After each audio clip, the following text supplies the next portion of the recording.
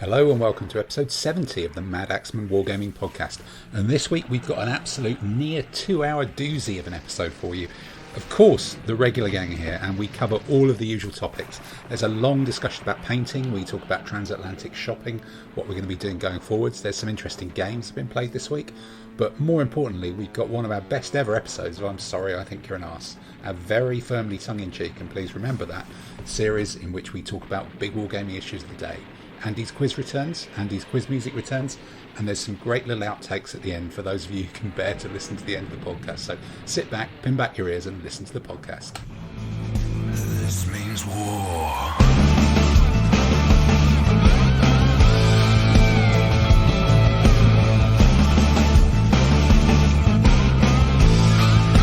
This means war. Well, welcome. Here I sit almost as the Oprah Winfrey of War Games, surrounded by a Zoom screen of 6 other people with all our regular guests dialing in from around the southeast of England and places of that ilk. So we're here for another week of the Madaxeman podcast. I believe, depending on if I manage to sneak out a Army List podcast between now and when this one actually gets published, this will be either number 70 or 71. So we've got a kind of duality of numbering for this one. But whilst we don't know what the numbers are and we don't quite know what that is, what we do know is that we're going to go straight into our regular routine. And that routine is to look at who's been painting, what have they been painting, and what's been happening on the purchasing front this week. So if I start with my top left, which would be Simon, coming to you in your kitchen, first of all. That looked like a very tidy kitchen you've got back there with empty shelves behind you. Is that going to be a new War Games cabinet for all your stuff? What's been going on this week in the Simon painting and shopping world? Yeah, we're not talking about the using the cupboards here for additional miniature storage. That's on the governance committee for next week. Okay, all right, be put to the vote. Yeah, I have to develop the business case better, do some Venn diagrams, a couple of magic quadrants. And I'm guessing if there's a 50-50 split, you don't hold the casting vote on that one? No. No, fine. Excellent. All right. Casting vote, you're assuming he has a vote in the first place. Yes, that could be true. Simon is disenfranchised. Yes. No, he's allowed to vote, it just doesn't count for anything. Yeah. I can say whatever I want, and no. It's those they're special B stock shares. holdings where you have preferred voting rights. Yeah, they're B shares or something like that. Right. No, I think I think the idea is that Rachel's got the two-handed weapon, so she wins ties. Yes, that would be it. Definitely. Yes, approaches you with a two-handed bladed instrument. So what has managed to sneak into Simon's postbag this week or onto Simon's paint table? So nothing's been purchased. It's still trying to be good. They starting to weaken. So I've seen a few shiny miniatures. But the biggest thing I've achieved this week really has been to finish. So I've done all the matte varnishing, the basing, flocking of all the last of the Turkish army, the Landsknecht light artillery, or in most armies it'd be called heavy artillery, and a few levy units. So, and also they for my rampant dragon army, I've got the big Skaven wheel of doom thing of silliness. It's a big wheel with scythes and lots of spears and that, powered by rats. So they're all great colours on that. You shared that on our WhatsApp group. Yeah, that was really neat, isn't it? You mentioned it last week that you had that. Yeah. It's like being run over by a carnival ride. It was good. It's one of the mad things you can do with rats here because you don't take it too seriously. So it's just quite bonkers. No. So Actually, just as a question, are you still posting up pictures on your blog, or is that slightly fallen by the wayside in recent months? It has fallen by the wayside, but I do have to get off my backside and post. Remember the password. So, because I've now got the light box, and I did a big capital investment. I bought a £7 tripod for my phone, so I can take better photographs. So I might actually sit down and try to do some better photographs and put them on the blog. Okay. All right. So that's going along. So how many bases then do you admit to there being in your ADLGR or ADLG Ottoman army? 35 or something. 35, right? Okay, so and it's probably what, a 22, 23 unit army, if that, or Yeah, so it's about 22, 23 logical because the battle elements count for 2 bases. But I've got enough to do 6 big battle groups of Janissaries, plus then the because they were on special, it'd be rude not to support suppliers. Then you have a few different colours. So you can have ones that are elite, not elite, and all that. I've got the rabble because just having city rabble just sounds cool. And then for the cavalry, I've tried to have all the options. So you can do the couple crawlies and the nice, real, pretty impact ones. Lots of the heavy cavalry, lots of the medium cavalry, so they're very different. Bucket loads of light horse, a few different generals, stuff like that. So it's nice to have all the options, just in case you want to go, let's try something stupid. Yeah. Well, I think that's probably one of the things that when we start gaming again, I think there's definitely going to be some sort of temptation just to, in fact, I was even thinking the other day to pull together a list of the armies that I want to try and put on table, because there's probably a lot of slightly unusual compositions or different subsets that you're thinking, I just want to use that, just to put it on table for even a game, just to try it. And I suspect that's quite a long list now. Maybe that should be an exercise we could do for one of the podcasts. So, yeah, so I think we got up on screen now one of, yes, your crazy rats in a wheel with electrical things zipping off I do like the wires on it. I think that's a really neat touch. Yeah, it just, why would you not want to paint up a model that looks that bonkers? You know? So, you need a couple of necessary things. So what you need to do is utilize those wires and have a battery hidden somewhere. So if someone tries to pick it up, they get a quick zap. Use my flocking machine. Yes, get the flocking machine into action. How many volts? 240 or go home? That one that we did before. No, that's superb. That's I did do that when I used to play Warhammer back in the 1800s. You used to be able to get various upgrades to your tanks, like you get like spotlights and all that.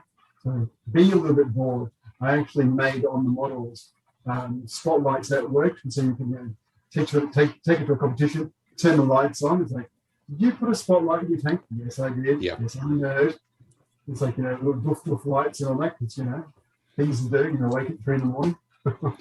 No, I think that's kind of a Malifaux thing as well. In fact, I'll come to you next, Adam, but I don't think either of us have done this, but Malifaux do some sets of kind of translucent versions of the models, and that I've seen people build lights into them, which is kind of the obvious thing to do. But what about you? What other than not illuminating things that neither of us own, what have you been painting and finishing this week?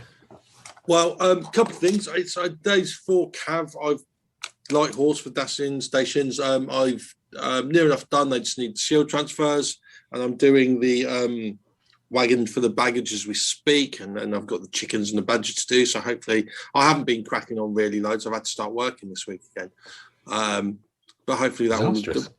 Yeah, it's hard work, and yeah, hopefully that will be done by next week. And the other thing I did was I prepared a couple of those ship models that I was actually really, really pleased with, because I've been doing them now off and on for a lot more than a decade. Wow. And I've got quite a few.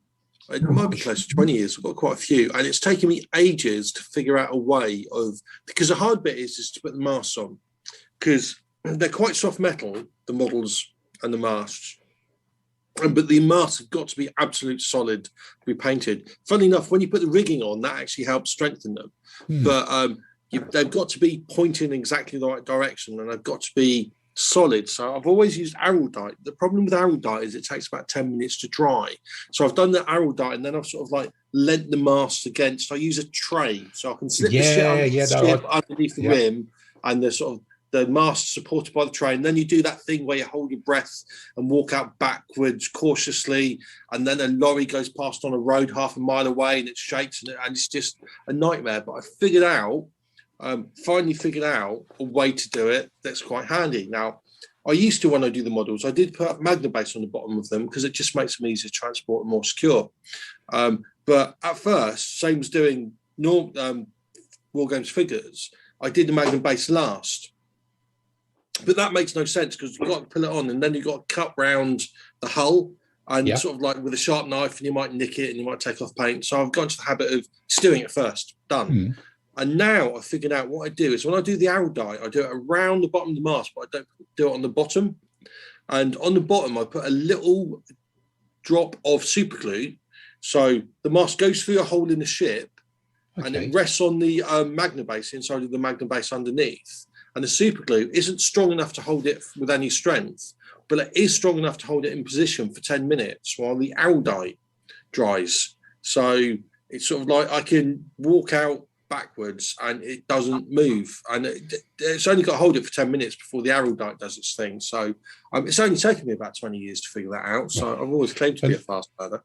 And that would never have worked if you'd not started magna basing and cutting around the bottom of the ship. So you don't base them on scenic bases with water and stuff. You just a lot of ship people that do ships and ship models do it on scenic bases with water. But and this is for Andy's game. Sort of the rules that Alan has. Alan, yes, sorry, and not Andy. Alan, and his rules sort of you've got ramming, so bases kind of get in the way, and they also look, to be honest, a bit rubbish. So it's just ship model. If it's on a good terrain piece of sea, it just looks better. Looks like a ship. Yeah. Funnily enough, have you seen the that new Warlord Games capital ships World War II game where they all come on kind of slightly, but almost it looks to me kind of over deep bases. It's kind of they look like hovercrafts. Yeah, they look like they're on hovercrafts. Yeah. It does seem a bit excessive. It does look. And I see a lot of people that say clear plastic bases look good because then it's base and you can just see through it. But again, it's like I can see the clear plastic. Yeah, it's see-through. It's see-through, but it's not invisible. No. So it looks like a ship on a piece of plastic. To be honest, so no base. I think looks best. Although for other ship models I've done, some have got a base because the 1/6000 you need something to be able to pick the bloody things up. To be perfectly honest, but these ones are 1/1250, so they're quite large and solid anyhow.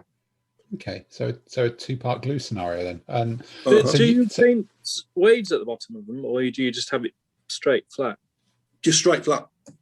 So it's a ship model. So I don't get a modelled wake, and I don't get the sort of like the waves sort of like going up a side. But to do that, you would need to put it on a base, and then you would need to build it up.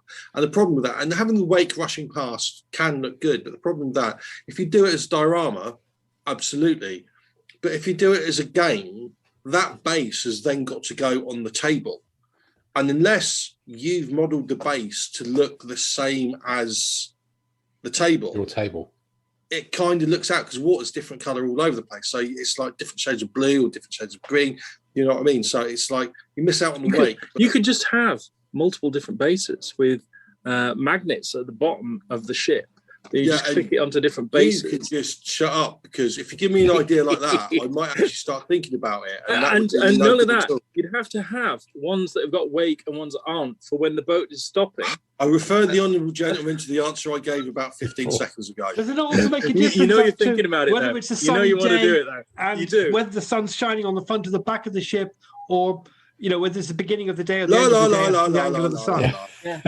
I think Andy. Hey, don't forget different sea conditions as well. He probably wants to put that suggestion where the sun doesn't shine. Never mind which way it's shining on the ship. I quite agree. That's why my ship models have just got a wake and a bit of blue in them.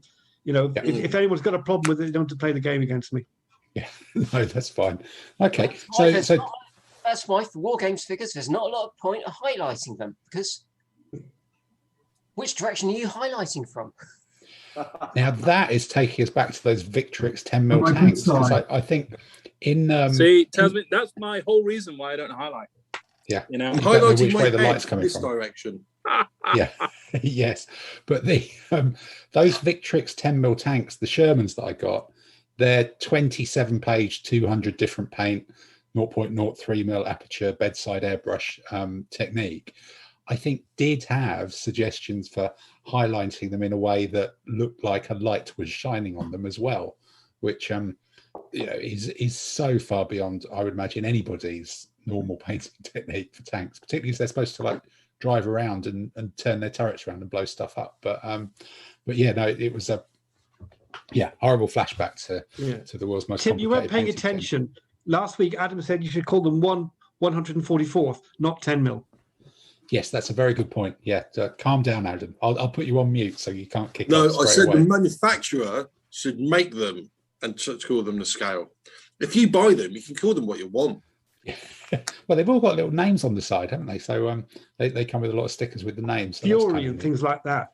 Yeah, Fury being the one that jumps out really is the obvious one. So you just got some shield transfers and some baggage to do. Then the Dacians are done. I can't imagine the ships are going to occupy weeks and weeks of your time. Or no, it's like get them stuck together, sort of like, and then it's just a few sessions painting, and then a couple of sessions doing the rigging, which involves quite a lot of swearing, to be honest. Yeah. And then they're done. And what I'm planning to do now, because it's like doing the big figures all the time, start to get a bit old. So I'm going to do one batch of French Ordnance 28mm, and then a batch of something else. So I might do those tanks that I got at the same time as you. Then 28mm. So I'll slowly get another ADLG 28mm army together while doing other things for interest as well. It's funny when you were saying about swearing about the rigging. All I remembered, all I started thinking about was the Hornblower TV shows where they're swearing at the sailors to go up into the rigging and that to get that all set up. So I've just got visions of Adam swearing at little sailors going up and fixing the rigging. Yeah, you've not met his children and the way he's arranged the house, have you? No, it's remarkably familiar. But Peter, what about you and your luxurious hair? What increasingly luxurious hair? What have you been up to this week? Remember what we did I've been last week? swearing at winged hussars and their ability for the wings not to actually stay where I want them to. Unlike certain Simons who managed to do theirs and post it and it all looks nicely bling, I just managed to stick my fingers together, which it was a little bit irritating to say the least. So I'm going to have another go possibly at the weekend and get some like iridite and other things ordered. And Simon's taunting me with models that are actually made up with colours and things. See, Simon, I'm looking at it from here and the highlighting's all wrong because it needs to be the other angle. Yeah, the light's shining from the wrong place, I think. You need to turn your iPad around. From midday, it should be shining from 3 o'clock. Yeah. They fought, the Poles fought most of their battles in early afternoon, facing in a southwesterly direction, I think. And where's the snow? Well, so apart from that, I've been geeking out about the Khorasan miniatures for the Assyrians. So trying to work out a list on that. So that might be something. I went back to the podcast, but it might be something for another podcast later on where you guys can talk me into or out to how many chariots I really need and want. I know Adam was of the 2 chariot motif, but more is always what I would say, if you're doing an order, don't just do a list for the Assyrians, do a list for later Babylonians and do a list for who the chaps that live just to the north of Assyria. Can't remember. Not Hittite, it's sorry? Ugarit? No, it's not. I can't remember. They lived around Lake Van, got crushed by the. Uratu, that's it. Weren't they? Yeah. Because they all basically use the same figures. So forgetting I'm not sure they use the same figures is technically correct, Adam. I think they all dressed the same way. They all dress similarly. So Tim, buying not too many more figures. I like the idea of this a lot. Tim, I think we ought to do a podcast on the ultimate universal biblical age. I can stuff you up via many different armies. It's almost like the Condetti, but for the biblicals by the sound of it. Yeah, well, and I think it's odd because this week on Facebook, there's 2 separate people, one in the States and one in York. Steve Roper and Paul Johnston up in York have come up and been using my wallpaper idea, and literally, so there's figures appearing on Facebook using the same wallpaper that appears. Yeah, on but the my 1970s floral mock really isn't a good one. It's just like the honestly, swirls Peter, someone who's looking at me at the screen with that hairstyle isn't really in a strong position to critique the 1970s. Really, you're just jealous.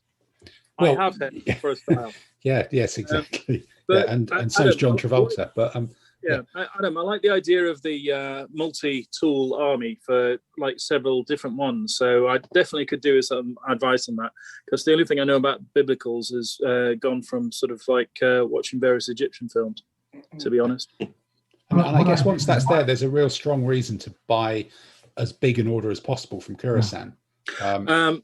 Don't need to tell me twice. I'm quite happy to be talked into that. You know, I'm going to be aiming by the end of the month to order a sizable chunk. I've already dropped a couple of emails back and forth to him. So, yeah, looking forward to it. So I could do with some advice on that, guys. And if any of the listeners want to post in some ideas as well about how I can make that ultimate biblical universal Swiss Army tool. So Peter, with your chariots, the question is, how many of all of them do you buy? As in, do you buy all the heavy chariots, or just enough to do enough armies? So let's go back to my normal thing. Isn't Dave the expert on buying too many chariots? Knights. Do I like knights? Yes. Do I like charging in on things with knights? Yes. 8 heavy chariots.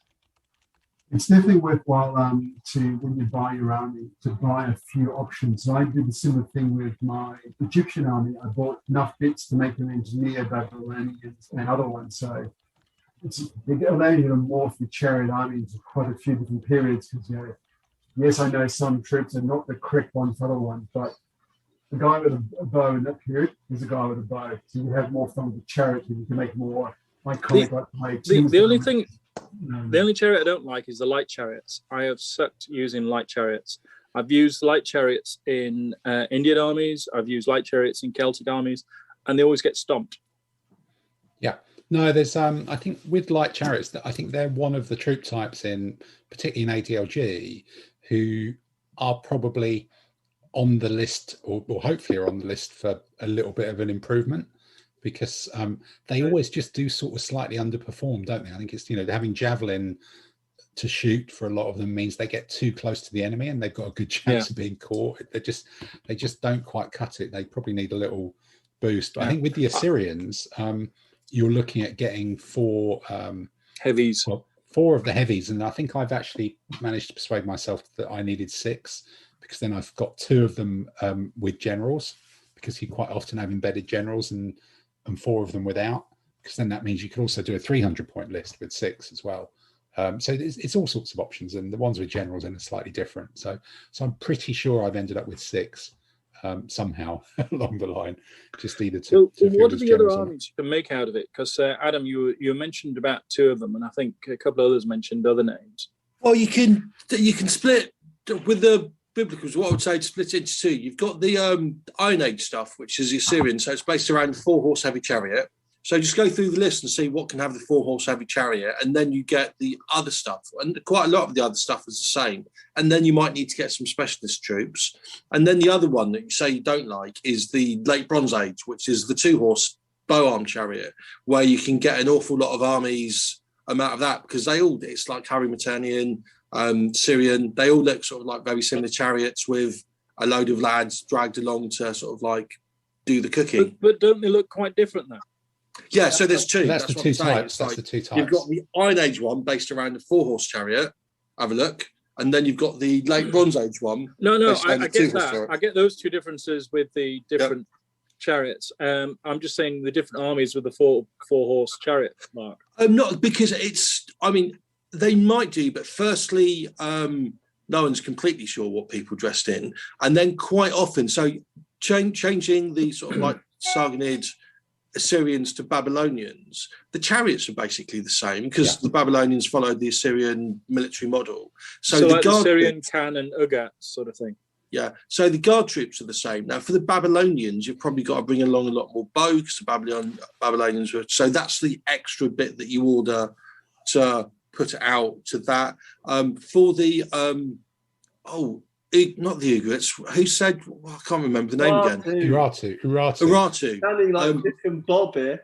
Yeah. I think the list says... Uvavu, yeah. The Uratu. I think the list says that they use more cav. So you'd have the same core troops, because they use the same type of chariots and the same guard troops, but they brought along sort of like a lot more cav. So you buy a few more cav, and then you can sort of like roll it out into them. I think with the sound of this.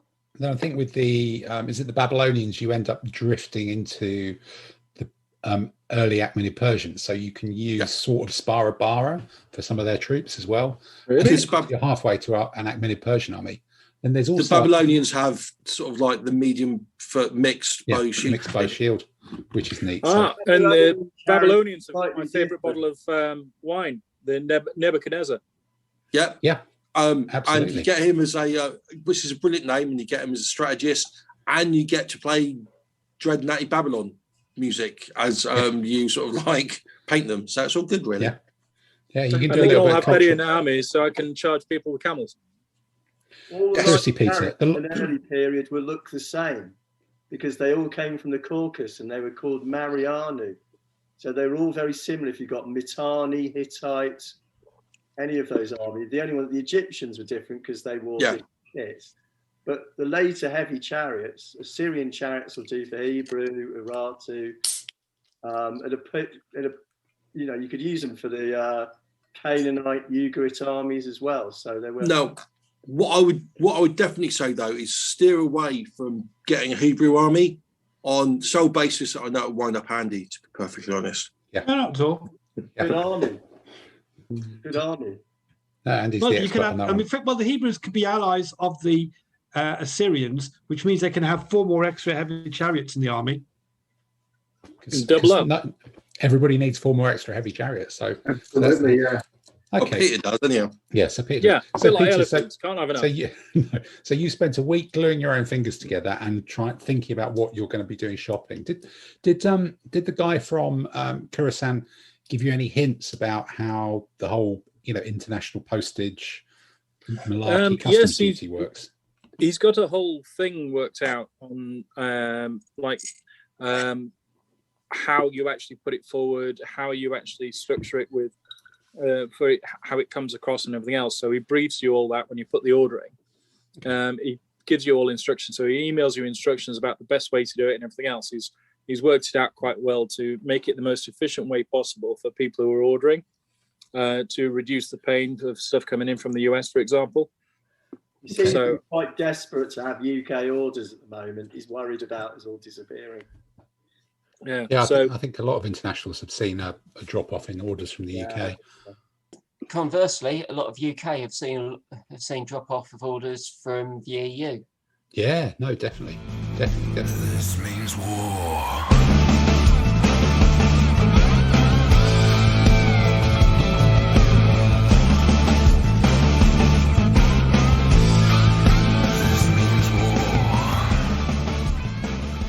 Well, look, Peter, we'll all have a go and have a think and see what we want to chip in on this order then, and scour the Khorasan catalogue.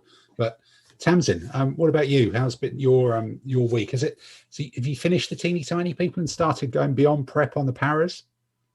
I haven't gone any further on the paras, but still going on the teeny tiny 1/285th scale. Oh, that's what we all want. Yes, a proper scale. Thank you very much. Yeah. I can see actually because they are, 15 it's bigger than 1/300 scale. Definitely, you can definitely see the difference. Yeah, there. you can tell the difference between sort of Bacchus and Heroics and Ross. Yep. That guy appears to actually have a visible beard that kind of goes round his mouth and stuff. Yes, I have done beards on a few of these. Yeah. Yeah, but he looks like a member of the band. It might be Robbie Robertson. Okay, all right.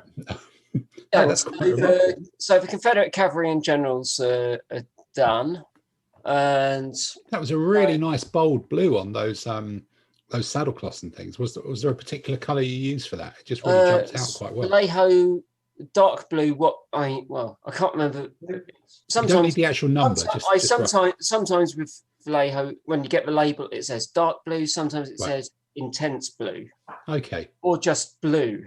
Right. Okay. So it's a Vallejo blue then. That looked kind of neat.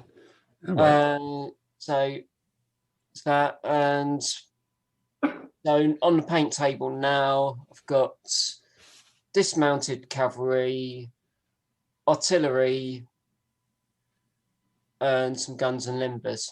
Okay. So how are you going to base them? Is there a base size or a basing thing? Because we Basing, talked a while ago about basing, well, but 6 mil is quite small, isn't regiments it? will be on 60 by 60. So how many cavalrymen are you going to be putting on a 60 by 60? And are you just putting them in a cloud 14. or in a 14 and putting them in a formation, or I have done, yes. okay. Is it sort of what, line abreast or a flying wedge or something like that? Or yeah, so it's how I've done them in the past. right. So looking at that, so they're clustered together in the center of the base in kind of 2 ranks of 6 with a couple of leaders in front, and then some are turning away or something like that. Yeah, I did some in a column. I did some going sort of off on a slant. So yeah. Wow. Okay. No, the proper little formation then, and individual commanders with cap badges and all sorts of things. That's super cute. Really super cute. One got yellow hair. There might be one in there that's blonde. It's probably statistically likely. No, those really bold colours work really well on those tiny figures. It's the cap badges pick out quite nicely, don't they? Over cap badges, yeah. Definitely makes a difference.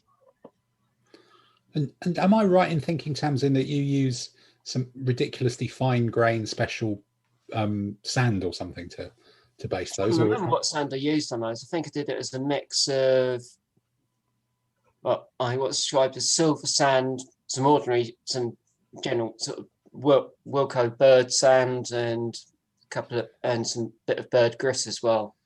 You're not highly specific into any particular breed of bird. It's not got to be a budgerigar between 0 to 6 months or something like that. No. Okay. No. Well, because it's American Civil War, maybe they're parrots.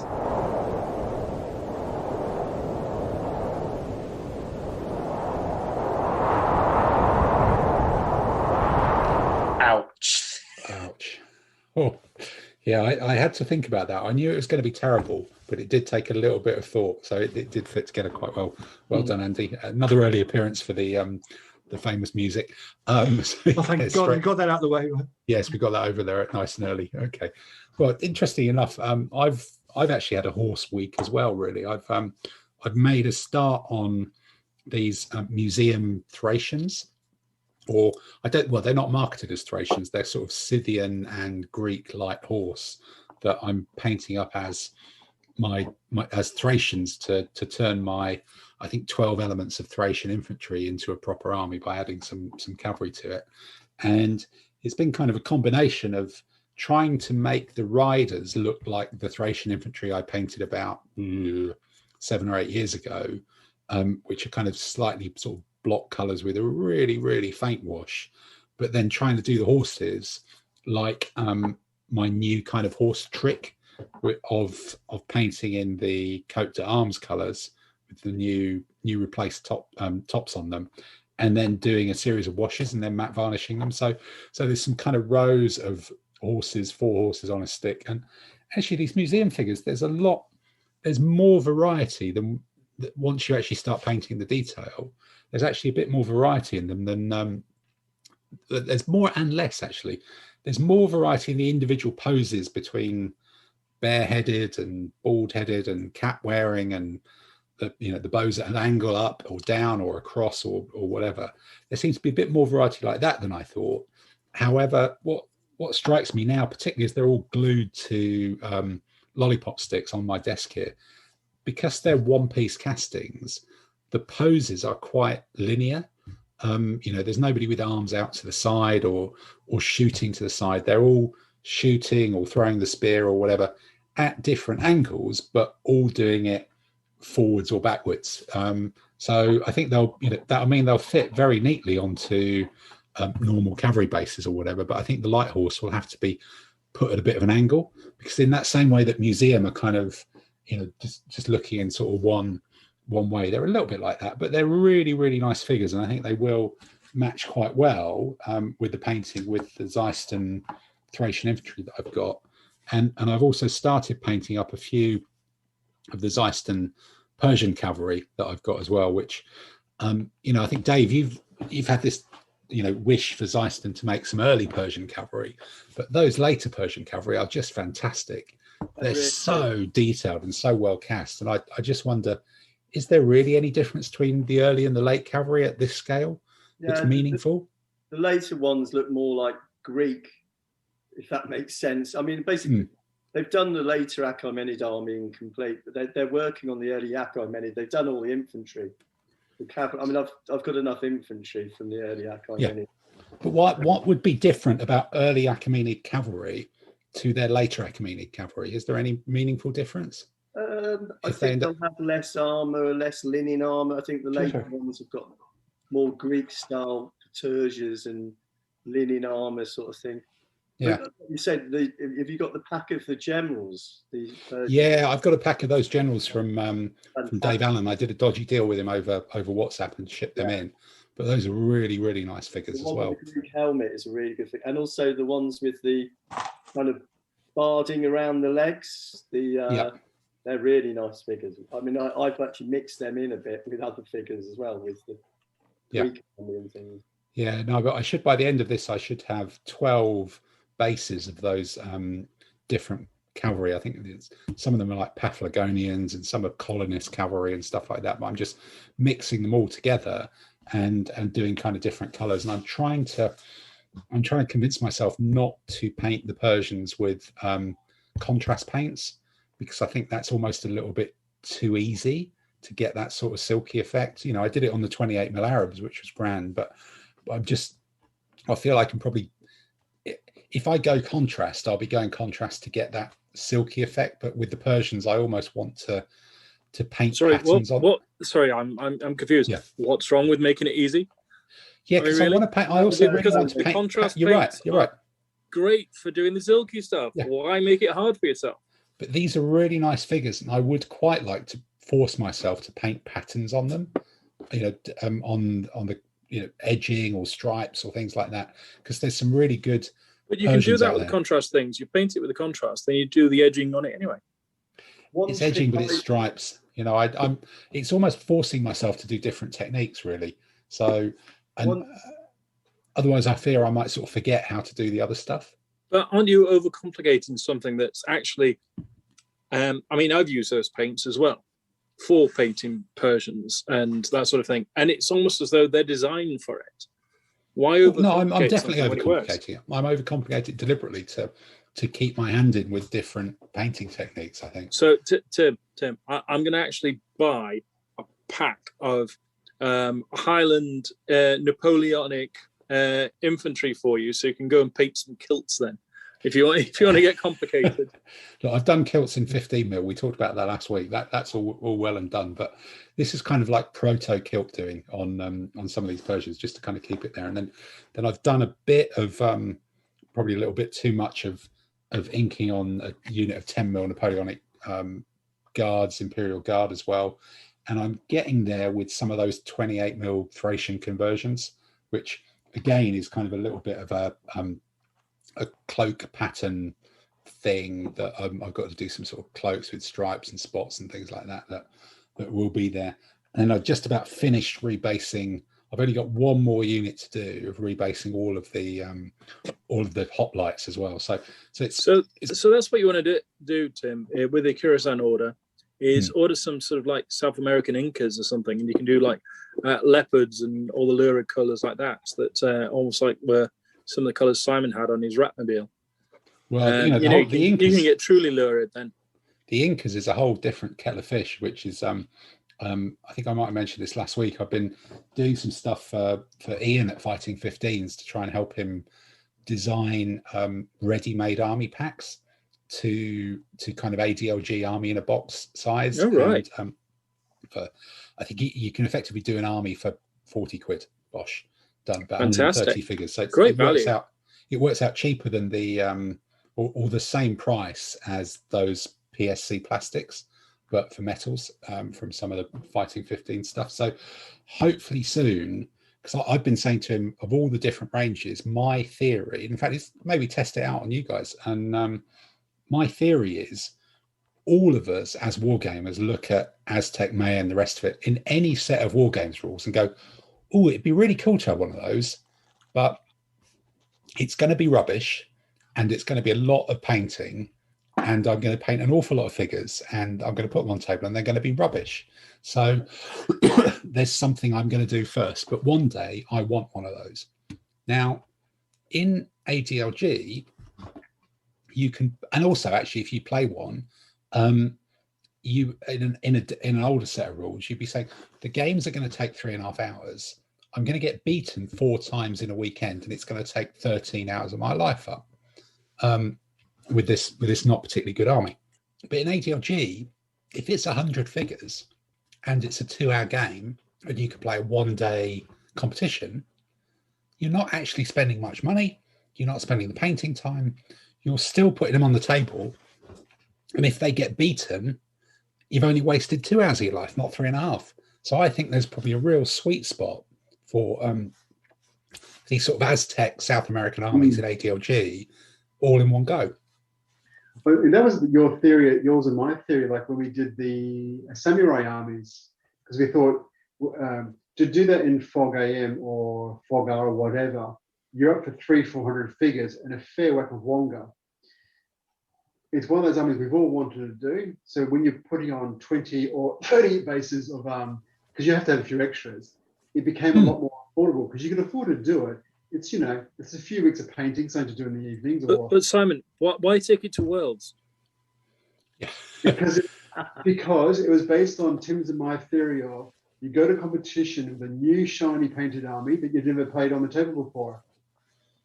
And that showed because you didn't know the bloody rules for impetuous against them. I thought you'd gone off sightseeing because I didn't see you for the whole weekend because you're off in the other room with the what was it, the DBM players or the Fog players? No, I was only in the room of shame for 4 out of the 7 games. I did get back into the normal room by the end of the competition. But that was just for drinks. Yeah, and it was Rome anyway, wasn't it? But the idea of buying an Aztec or a Maya or a Zapotec or a Telexican army for just like one click, 40 quid. One of them has pikes, doesn't it? I think possibly, yeah. I think that might be the Tenantecs, I think, have pikes. I remember Clive telling me, but I know next to nothing about all these armies, and I'm not sure how I'd paint them. I find it actually more entertaining to turn up at a competition not knowing my armies yet and only finding out during the process. Yeah, but that's become quite a regular thing, hasn't it? So, my theory is, and it'll be interesting to see how it do, that these Aztec armies might do particularly well for ADLG because there's a lot of latent interest in an easy way to own and use one of those sorts of armies. So I helped him put together some lists, and I think they're going to go on sale in the next week or so. So, I like the Texaco. Carbon. Yeah, because I can get a medium night impact elite, so it's like they got me sold then. Yeah, that's your perfect one, isn't it? That's just the best single unit in that whole thing. So I've been doing a bit of that over the course of it. So that's been kind of the computery stuff alongside a bit of the painting. But hopefully by next week, these Thracian cavalry will be painted and based up. And then I'll have to just order some more infantry to kind of go with the set. But this means war.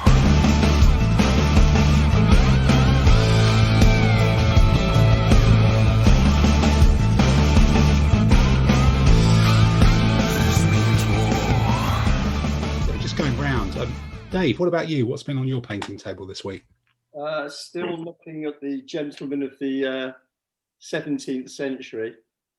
I'm on the final 6-pack, which is the Dutch Garde de Voet.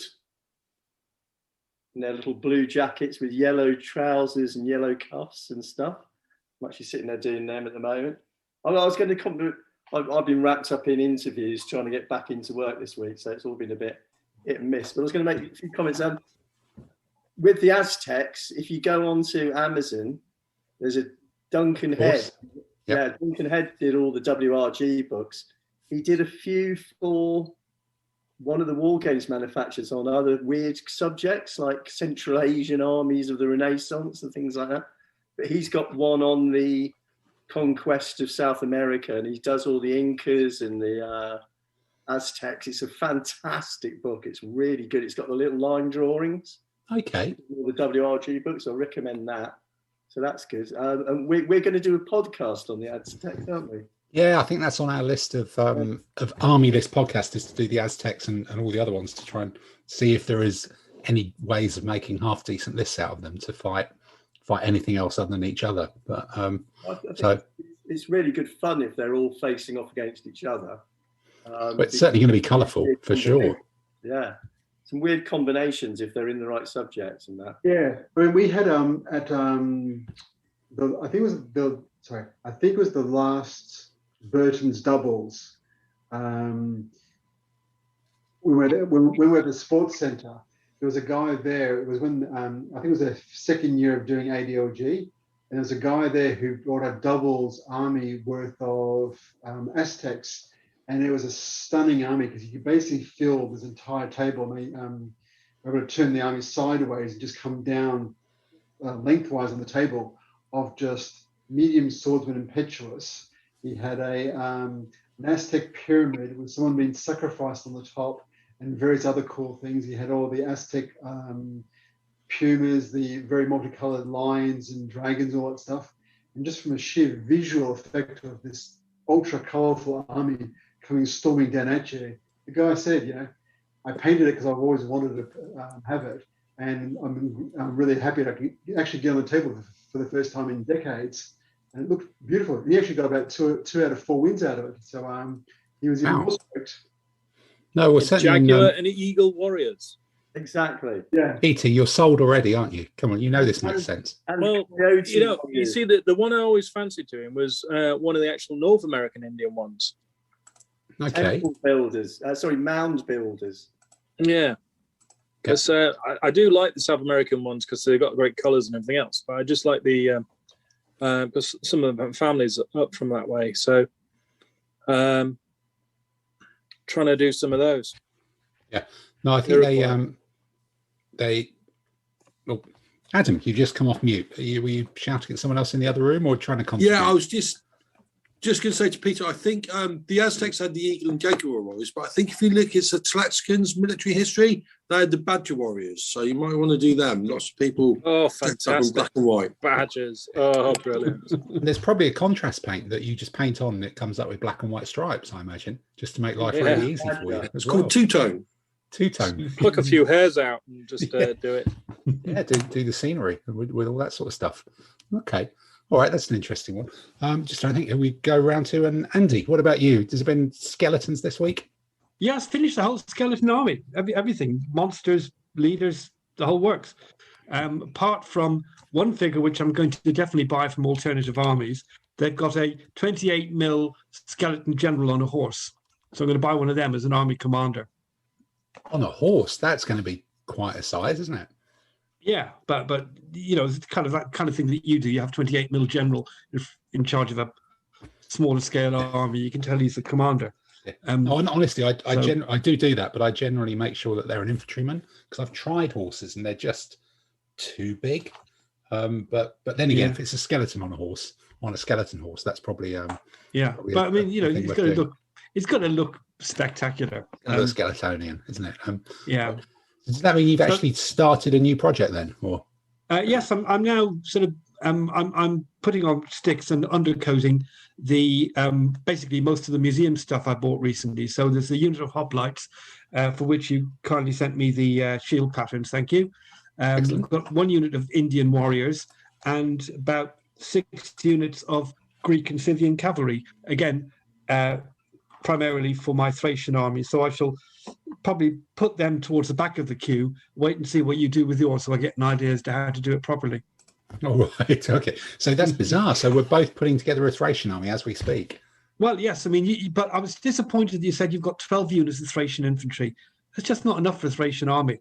Oh, no, I've got another, thinking I need to buy another 4, and I've actually bought another 4 already from Dave Allen again, from his secret stash. So yeah. I will end up with something close to 20, I think, which that's all right, because I think you can only have 4 proper cavalry in the army, and you can have quite a bit of light cavalry, but that's I'm not a huge fan of lots of that.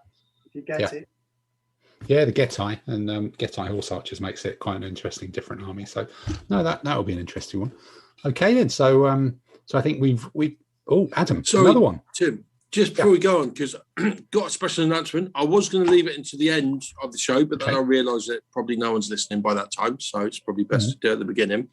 Special Madaxeman exclusive. Just an announcement that on Saturday, the 31st of July and the 1st of August, there will be an ADO competition at Entoyment in Bournemouth. Ooh, that's been booked in. So the seaside, brilliant. Put it in your diaries. Excellent. Yep. What I'm going to do, because what I want to do is give everyone the chance to play with whatever toys that they've painted or whatever toys they want. So I want to do a 15 and 25 mil competition. So as long as we can get 6 people in each, that's 5 games. Yeah. So just to check, I'll probably put on Facebook, would you come? If you would come, what scale would you want to do? Or would you not? Would you willing play any? So have a look on that for Facebook in the next few days. And please, if you would be thinking of coming, answer. And then I'll be sending out information in the next week or two about where to book and buy tickets. So fantastic stuff. Are we able to book accommodation somewhere, or the hotel's not open yet? I don't know what the. I think they're open. That's why end of July, beginning of August. Either something's gone wrong and then it's not happening anyhow, or hotels are kind of open, aren't they? That was my understanding. 31st of June, allegedly, is when the hotel should start to open properly. So July should be fine, Yeah.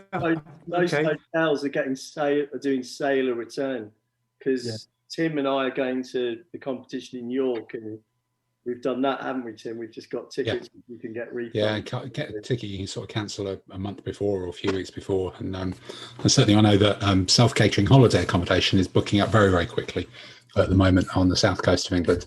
That's one of my other specialist subjects, but that's a different podcast. Maybe I'll splice in an advert at some point at this point in the podcast and put on a false Devon voice, which that's probably a bad idea, isn't it? The English Riviera. Capture the moment.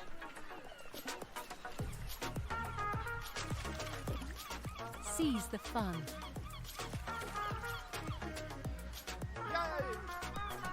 And just relax.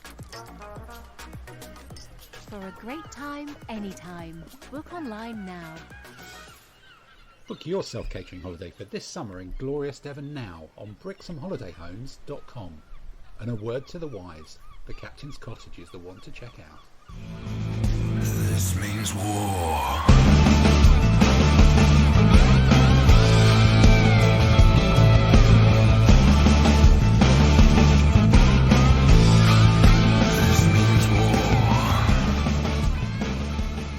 So look, that's covered in excessive detail, all the painting that's gone on this week, and even a talk of transatlantic shopping, which is a rare new development for us. But also in the field of new developments, we're sort of starting to get, this is episode 4 that we're about to come up to of our new feature of I'm Sorry, I Think You're an Arse. And it's sort of building up a head of steam. So without further ado, let's fire up the theme music and go into our new feature.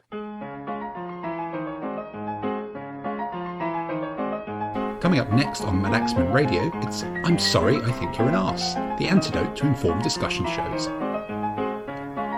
At the piano this week is Scott Joplin, and your chairman is Sir Humphrey Humphreyson.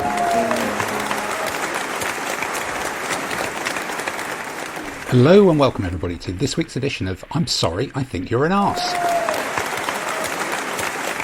You join us this week from the Grecian Fantasy Theatre in Peover in East Cheshire. Just a little to the east sits the town of Peover Heath, and a few miles to the south nestles tranquil Badger Bank. Located in the north of England, visitors who climb to the top of a nearby moor are greeted with a view encompassing 7 different counties, and on a clear day it's sometimes even possible to catch sight of Leeds off in the distance, despite the many prominent warning signs erected advising against this. So Adam, I think you just want to wade into it. Okay, so what I want to talk about this week is people that talk about and complain about the greying of the hobby. And that's a really obscure term, but you all know what it means because you've all heard of it. And this is people, and what they mean is they mean several things. Firstly, they mean wargamers are getting older. And by war gamers, I'm talking specifically about historical figure gamers, okay? War gamers are getting older. This is a bad thing because as we get older, we all do that final journey on our own that we all have to do at some point. And there aren't younger people coming in to sort of like carry on the wargaming traditions. So wargaming will die out. So then they mean, what can we do to stop this, right? I think they're talking nonsense. And the reason why they're talking nonsense is three main reasons. Firstly, growing a hobby, wargamers aren't getting older. I'll talk about that in a minute. Secondly, even if they are getting older, that's not a bad thing. It might actually be a good thing, to be perfectly honest, okay? And thirdly, even if it was a bad thing, the people that want to do something about it can't, so they might as well just forget about it, okay? So firstly, growing a hobby, wargamers getting older and wargaming's dying out. This just isn't true, because when I look about sort of like all the different figures you can buy now, it's like, as I talked last week about all the different so-called scales, there are huge amounts of new war games companies coming all the time, huge amounts of new war games figures, and I'm talking just about historical figures, you know what I mean? The choice is growing. There's lots and lots of more. So if war gamers were literally dying off, there would be less companies, there would be less figures for sale. But wargaming as a hobby seems to be expanding. I don't know the figures, but I can just look at the different ranges, and there's definitely more. So when people complain about the greying of the hobby, what they actually mean is, me and my mates are getting older. And actually, that happens to everyone. So I don't care whether you and your mates are getting older, because so am I. Okay. Second thing, it's a good thing that wargamers are getting older. Young people should not be playing war games. Okay, young people should not be playing historical war games, because you've got to want to play games, you've got to want to paint figures, and you've got to want to do the research and reading, which, to be frank, is like being at school. Okay, this is an old person's hobby. Now, children, I don't mind children playing war games. Okay, Peter, your lads play war games, don't they? And you might take them to. Yeah, and they love it, and you might take them to competitions, and that'll be really good, and it'd be good to see them there. And if my boy and girl, when they get a bit older, they want to come to competitions or come to shows as well, I would be honoured, and I would be so pleased for them to come. That would be brilliant. However, how old are your children? 14 and 16 at the moment. 14 and 16, right. That's perfect, right? If, however, when they're 20 and 22, they're still playing war games, right, that's a bad thing. If when they're 20 and 22, they get a choice to do three things at the weekend, right? Three different choices at the weekend when they're 20 and 22. One, come to Bournemouth and do parasurfing with your mates for the weekend. And it's like sort of like surfboard, and you've got that kite parachute thing, and I've seen them down the seafront when I walk down the seafront, and they go really fast, and I hope they bump into each other, and they never do, but it looks brilliant. Okay, so if your lads had that choice of that to do, fine. Second choice, go to Amsterdam, 48-hour non-stop ecstasy-fueled techno party, or whatever drugs and music kids do today. Okay, now I'm not saying doing drugs is big and clever, but I'm saying it's possibly quite fun. And looking around the screen, there are some people that probably fill you in with the details, all the sweaty gurning details. Okay, we can talk about that off air. That's choice number two. Or choice number three, go to some market town in the arse end of Somerset to have a 15mm feudal ADLG competition for the weekend, right? If they're their three choices and they choose... But Adam, you're talking as though they're mutually exclusive. No. You can have all the same weekends weekend. in a month. It's all the same weekend. Come on, if Peter. they I choose, think choose, if you do go to the arse end of Somerset, that you're not going to, play war games in the weekend and then go to an all-night acid house techno rave in the evening. The highlight of your evening. No, but you can do on the next weekend. Right, stop. Can go on the next weekend. If they choose St Mary's Thrumpington in a scout hall, right, playing toy soldiers, you as a father failed them. Okay, there is only one possible reason, one decent excuse for them to go and play ADLG in the arse end of Somerset, and that's because it's their 21st birthday coming up, and they want a car and they've got to spend some time with the grumpy old tightwad to soften them up so they can get the present they want. I'll take that as an excuse for 20-year-olds to be playing war games. But if anyone in their 20s is in a pub on a Saturday night and they look up and they see themselves sat up at a table with us, they really, really need to think about their life choices, okay? Because I am roughly my own age, and even I find me boring, okay? So if you're in your 20s, you should be out there trying to cop off with a large variety of interestingly shaped girls or boys, whatever you want, I don't care. You should be doing anything except sitting in a pub talking about the relative merits of 25mm plastic Warlord versus Victrix Ancient Romans, okay? The bit wasting you're your missing, life. Adam, right? So have you been over to Birmingham for the Games Expo? No, I've never been. I've been to Birmingham once, never going again. Right.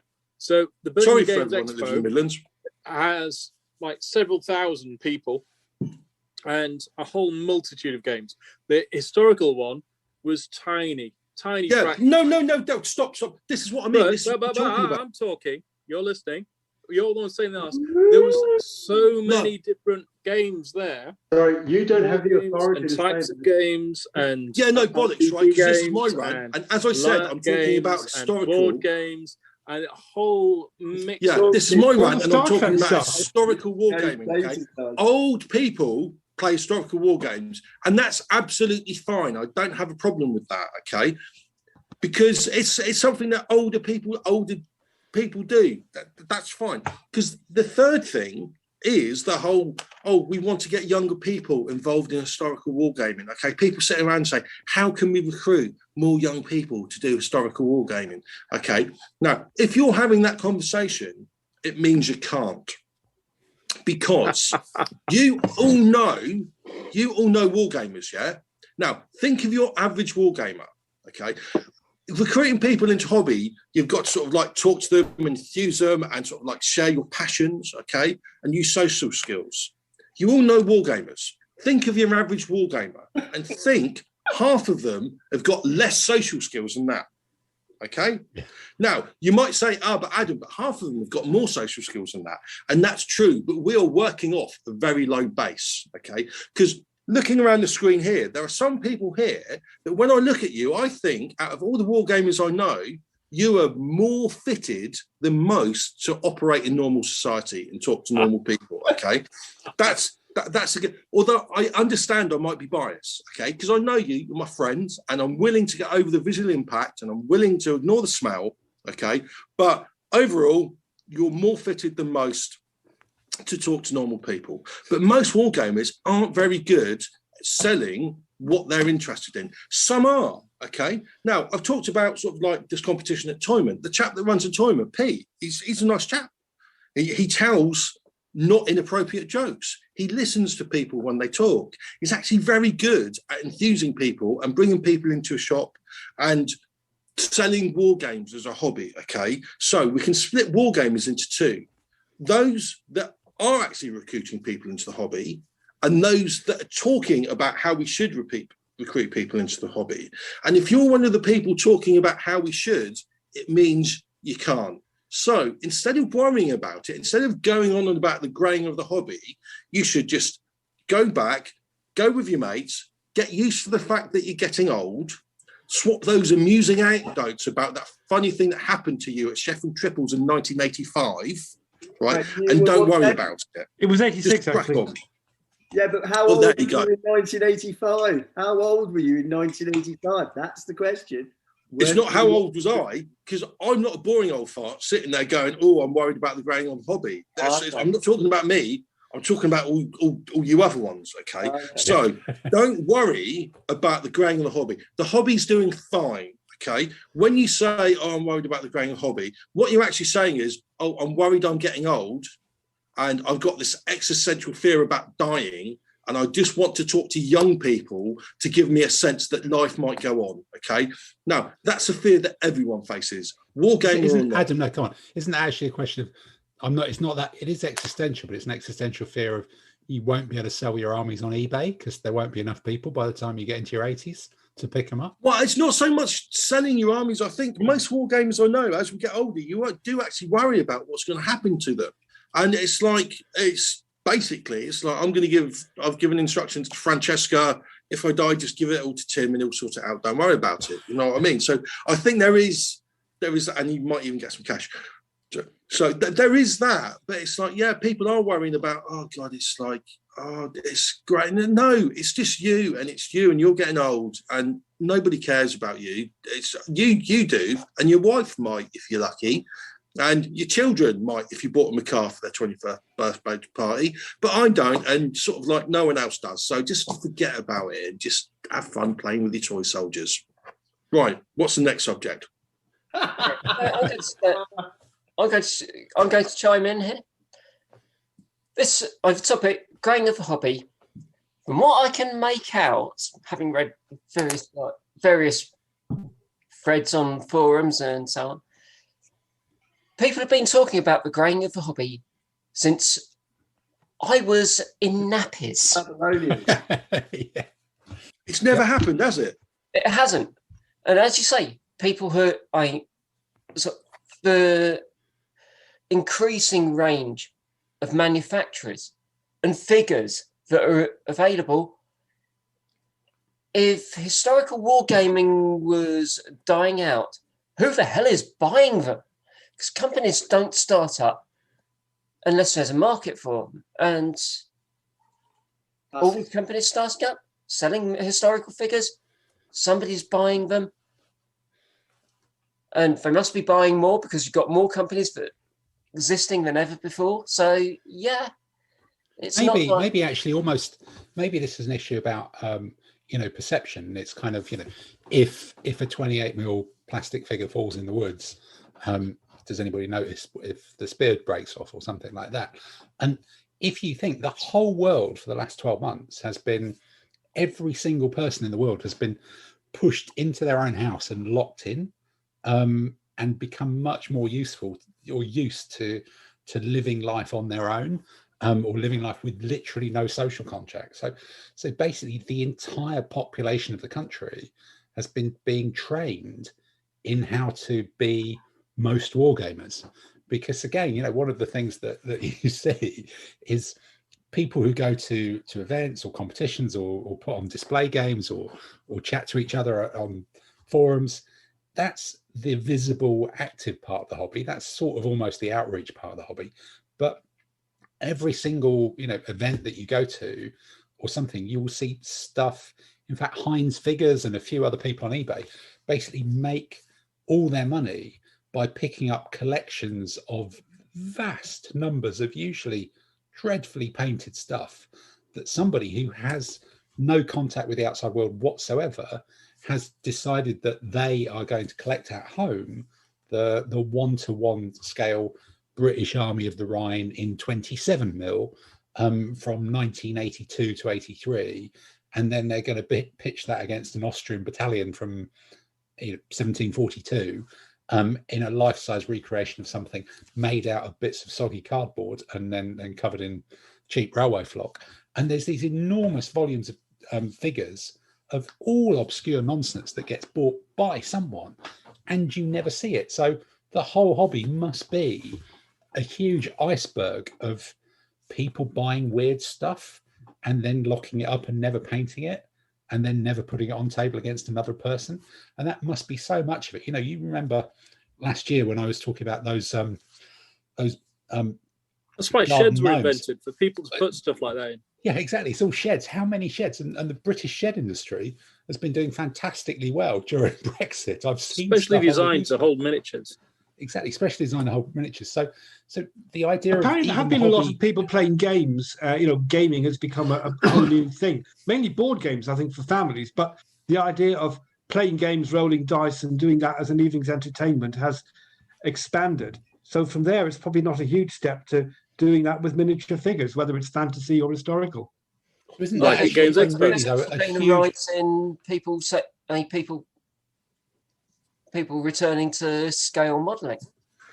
Yeah, Tech Museum had a video a couple of weeks ago, about people's involvement scale modelling, and they had sort of Chris Barry, I Rimmer. Yep, and he's young, isn't he? Well, maybe 50s. Yeah. So, Adam, I think the key thing that you were saying about is more that people are complaining about it. If you can do something about it, then do it. If not, stop complaining about it and just enjoy. Yeah, and even if you can do something about it, but you can't be asked, then don't bother. It's it's your hobby. You know what I mean? It's not a gift. Embrace to it. the future. Playing with toy soldiers is not some sort of gift to the future. It's you doing something that you enjoy. Okay, so enjoy it. Live in the moment is what you're saying. Just live in the flow. That's a good. Going back to the point I was making. Most people, the vast majority of people in this, if you read any forum, there will always be a thread of competition gamers are the devil, and that's a terrible way to play it. Oh, that's that's a different rant. But I've got my tried. We are people who go out to competitions and interact with other people, whereas most war gamers just literally stay at home in their own shed and possibly interact with 2 or 3 other people at most. So this, mythical new blood coming into the hobby is not going to matter to these people because they've only got 3 people they other game with anyway, or they game on their own, surely. So I think there's even more to it. It doesn't matter because most people do not interact with large numbers of people. And as long as there's more companies and more figures for everybody to buy, which, as Tamsin, you say, there clearly is, what would new people coming into the hobby actually bring? Now, I think, Andy, you said there's a lot of gaming going on, and there are clearly I heard on the radio or something. Gaming is becoming more socially acceptable. So that's more people who are part way along the road to potentially becoming. You're basically calling it a gateway drug. Yeah, it's a gateway drug. Board games are a gateway Monopoly drug. as a gateway drug. I can see it now. Yeah, it was the top out's fault. Well, you Doctor Who fans. My wife likes Doctor Who, and you should, if there was a Doctor Who game with some Dalek figures and that, she'd probably think, "Oh, I might have a go at that." But enough, there is. Is that because she's got a crush on Peter? I don't want gaming. I don't want historical figure gaming to become popular. Okay, it's like I like the fact. Hang on, Adam, no, it's not elitist. You've had your rant. Shut up. It's the opposite of being elitist. Okay, it's sort of like it's a bit weird and a bit embarrassing, but when people find out, it gives me a little. It's like when I was working in school, I did. It was in primary school. And I did after school club, and I took Wings of Glory down. Okay, and it's like I had all my little model planes, and all the kids were 10 or 11, and I sort of slapped their fingers if they picked up by the plane and not by the base. But it's like they loved it. Okay, they loved it, and all the other teachers came along, and they had to look, and they thought, "Oh, that looks quite good, but it's a bit weird." Okay, and that was me. I was the one who had the sort of the planes that were good, and I was a bit weird, and that's fine. I'm happy with being a bit weird, okay? It's a weird hobby. The historical figure games are a weird hobby. It's also something that if you show by example, your kids may follow, and you might get some pleasure from your kids vicariously, the same way I did for my son once, in that we're members of English Heritage, and they were doing an event once when my son was about 4, called Armies and Invaders of England, and it was down in Hastings Castle. So I was telling Nathan we were going down with another family, and he said, "What's going to be there?" And there's going to be soldiers, like my French and my British. And he says, "Will there be any Prussians?" And the feeling of pride you got from that was you just can't buy that kind of thing. And he's never played since.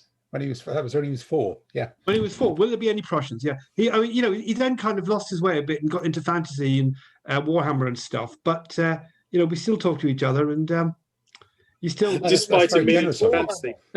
That's very generous of you. He says nice things about my painting every so often, so I put up with him.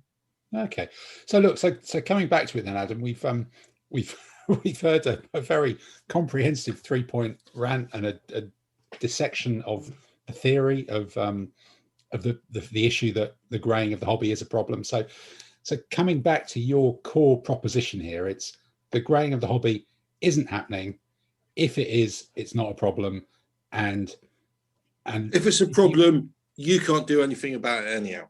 So don't worry about it. So that's it. So look, let's go around the table here and say, and the answer is either Adam, I think you're an arse, or actually, I agree with you. So, Andy, what do you think? I think I agree with him this week. Peter? I agree with him. It's like, if you're not doing something about it, shut up and just play. Have a laugh. If you are, then great. Get the kids playing. Tamsin? I agree with him. You agree with it? David Russell Saunders, in your window? I have to unfortunately say I thoroughly agree, with a caveat. Oh. Caveat. Harrison Pierce is in his 20s and he's probably one of the best war gamers we've got. So I really hope. Yeah, well, no, but he would still have more fun, sort of like eat out of his head in techno nightclub in Amsterdam, gurning away, wouldn't he? To say the two aren't I think he does do that sometimes, actually. Well, I can say the two aren't compatible because I might have done both and they don't mix. They really don't mix. No, see, Certainly those weekends we've tried it, they don't mix very well, do they? No. We all have stories. Competitions where there may have been, was it a German techno bar in Koblenz? Simon, people's wives might be listening. Stop talking. Stop talking. Yeah, stop We talking. better not talk about Koblenz. No. I mean, We don't talk about. We'd always have Koblenz. So Simon, what do you think? What's your opinion on Adam? On Adam or on the topic? On the topic. On the proposition at question. I agree with Adam. I think the hobby is grey, but you're just seeing a different because wargaming is now such a big spectrum. You're not having everyone just playing the one game. So when Peter was talking about the UK Board Games Expo, it was fantastic to see this complete broad spectrum of ages from little 4-year-olds up to some grumpy old bastard in his 90s.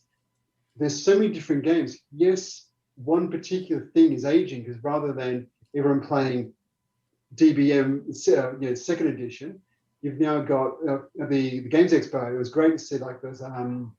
Was it 200-300 players playing X-Wing, 200-300 players playing Star Wars, 200-300 players playing something else. Then there was a Yu-Gi-Oh players. Then there was that board games. Then there was everything else. Yes, we were a little bit grayer, but that's fine.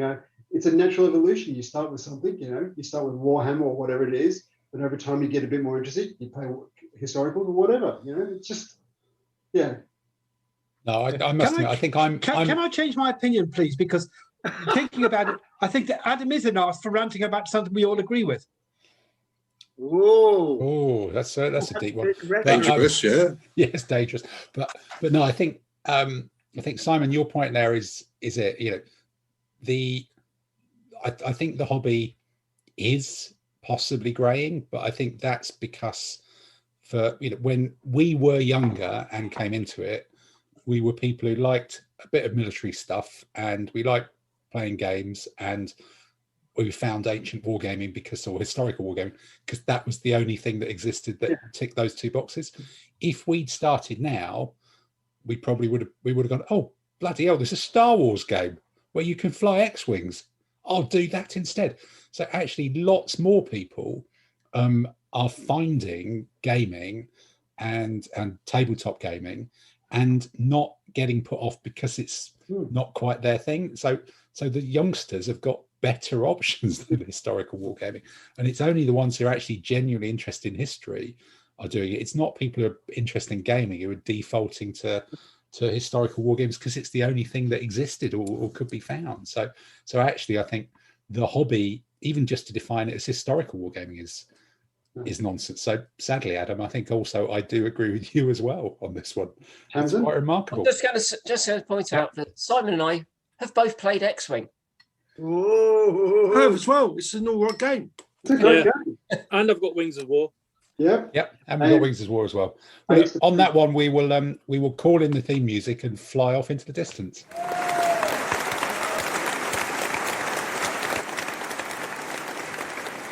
Well, as the Andy Joker time hits the tumbleweed sound effect of destiny, that's all we've got time for on this week's edition of I'm Sorry, I Think You're an Arse. We'll be back next week.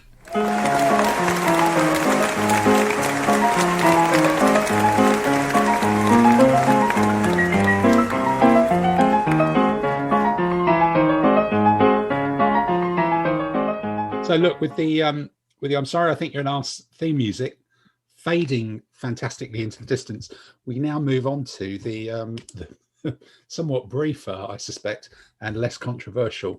What have you been playing this week? And I think this is probably a list of me and you this week, Andy, and there's a link between the two, isn't there? So you tell us about your game. Is this your regular transatlantic tabletop simulator game? Yes, I had two games since we last podcasted because we switched the day of the week. I had my weekly game this week with Dave Ray and lost that as well, although it was quite exciting, and I'll tell you briefly about that in a minute. But the game last week we did Hattin, which was Crusaders against Ayubid, and of course you did a podcast on that. And unfortunately for me, Dave Ray had listened to the podcast, and he chose him. He was the listener. He chose essentially your Crusader list. So I turned up for the battle with about 20 or 21 Ayubid units, and he bloody 26 Crusaders lined up across the table. I couldn't get round the bastards. Oh, right. So he went for my wall of rubbish then. To push wall of rubbish, yes. I think it was about 10 mediocre heavy spear. I think one or two of them were armoured. 2 mediocre bow, 4 crossbow, and I can't remember if they had pervisors. And then just 1 mounted command and a couple of lights. And there was just no way around this wall of dross. And I got chased off the board and shot to bits. And your list works. So I Brilliant. reckon... Well, I'll go back and record a coda then to the that list podcast and say that it's been battle tested and mine was obviously the best. That's good. I'm happy with that. Yeah, so you can claim a victory in a game you didn't play. Which is it's a very satisfying feeling, isn't it? It works, yeah. Any victory, I'll take any victory. I once had that in at Historicon in 2003. I was with a group of guys, and we were. That's when you were much younger, wasn't it? Yeah, when everybody was younger. Yeah, and before my part of the hobby got grey, and I used to play a game called PK in those days. I don't know if you know about the rule system, but anyway, there's a. Oh, it's a game for youngsters, I think. Yeah, that's right. But anyway, this guy Eric was presenting a game on World War I in East Africa. So we had a practice game of it on the Wednesday night. Then on the Friday, he was presenting it for real in the for members of the public, and it basically involved the British and Kenyans and Askaris and whatnots trying to cross a river and then drive off the Germans. And he had all sorts of fantastic terrain and kraals and crops and animals and some African wild animals in it. And as I walked past the table as the game just started, I just called out to Eric, "Have you told the British about the crocodiles?" And this carried on. An hour later, when I went past the table, the British hadn't moved across the river, because even though Eric tried to persuade them otherwise, I spooked them with the idea that they were going to be attacked by crocodiles if they waded into the river, and the Germans won. So I reckon that's a win for me in a game I didn't play. So, I can understand the how you'd be feeling satisfied about the fact that Dave beat me with his Crusader army. No, I think bluff and counter bluff is a very big part of Sun Tzu's Art of War. So that definitely fits. Yeah, that's right. And then Monday we did it was Ain Jalut, which was Ilkhanid Mongols against Mamelukes. And I lost that game, but had I managed to capture his fortified camp the turn before the game ended, I'd have just beaten him.